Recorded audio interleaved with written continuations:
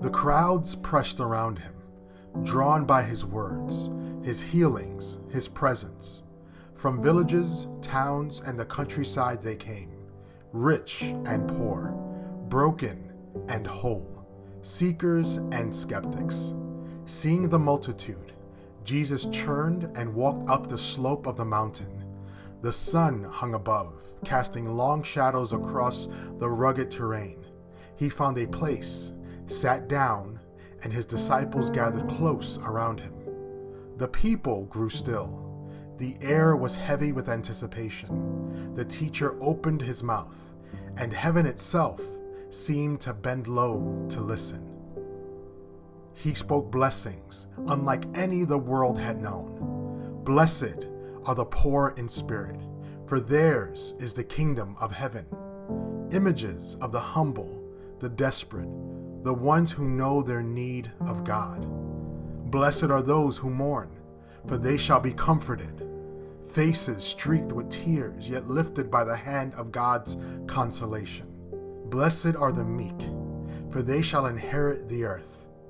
The gentle, the lowly, the ones who yield, walking in dignity unknown to rulers of empires. Blessed are those who hunger and thirst for righteousness, for they shall be satisfied. A longing soul, stretched hands, a table of divine abundance spread before them. Blessed are the merciful, for they shall receive mercy. One who forgives, who releases a debt, finding forgiveness in return. Blessed are the pure in heart, for they shall see God. Eyes lifted upward, beholding what none thought possible, the face of the Almighty. Blessed are the peacemakers, for they shall be called sons of God. Hands reaching across divides, binding wounds, reconciling enemies. Blessed are those who are persecuted for righteousness' sake, for theirs is the kingdom of heaven. A faithful soul rejected, reviled, yet standing tall, crowned with the honor of heaven.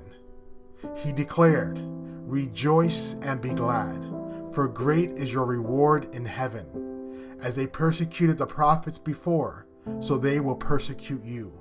Yet heaven's joy belongs to you." He looked into the eyes of his followers. "You are the salt of the earth," he said, the image of salt scattered on food, preserving and flavoring. But if salt loses its taste, it is thrown out, trampled underfoot. You are the light of the world, a lamp lifted in the dark, burning bright, a city on a hill, glowing for all to see.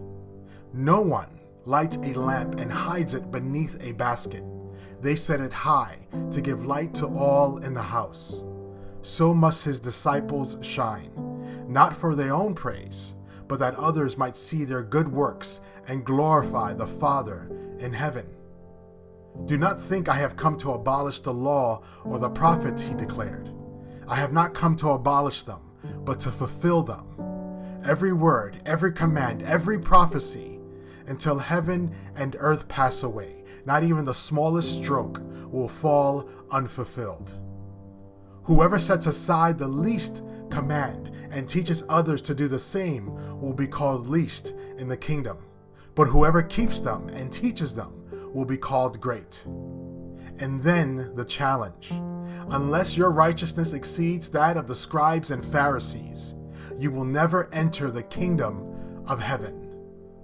You have heard it said, "Do not murder."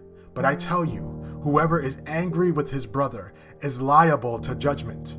Not just the outward act, but the heart itself stands before God. Harsh words, insults, contempt, these carry the seeds of destruction.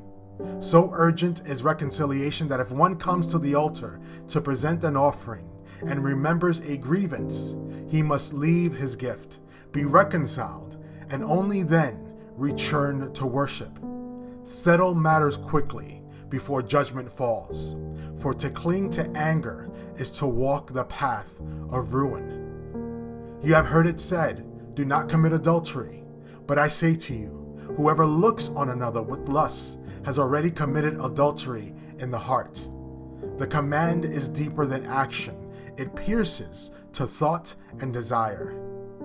Jesus spoke in stark imagery. If your eye causes you to stumble, tear it out. If your hand leads you astray, cut it off. Better to lose one member than for the whole body to be cast into hell. Holiness is costly, but nothing is costlier than sin's destruction. It was said, whoever divorces his wife must give her a certificate of divorce. But I tell you, whoever divorces, except for sexual immorality, causes her to commit adultery, and whoever marries a divorced woman commits adultery. The covenant of marriage is sacred, binding, not to be cast aside for convenience. You have heard it said, keep your oaths to the Lord. But I say to you, do not swear at all, not by heaven, for it is God's throne, not by earth, for it is his footstool, and not by Jerusalem, for it is the city of the great king. Do not even swear by your own head, for you cannot make one hair white or black. Let your yes be yes and your no be no. Anything more than this comes from evil. The people were stunned. Truth itself, unembellished, was to mark his followers. You have heard, an eye for an eye, a tooth for a tooth. But I say, do not resist the evil person. If someone strikes you on the right cheek, turn to him the other also. If he sues for your tunic, give him your cloak as well. If he forces you to go 1 mile, walk with him 2. Give to the one who begs. Do not refuse the one who would borrow.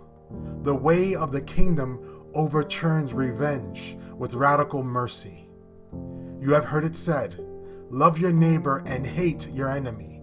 But I tell you, love your enemies. Pray for those who persecute you. In loving enemies, his disciples reflect their Father in heaven, who causes the sun to rise on both evil and good, who sends rain on the just and unjust alike.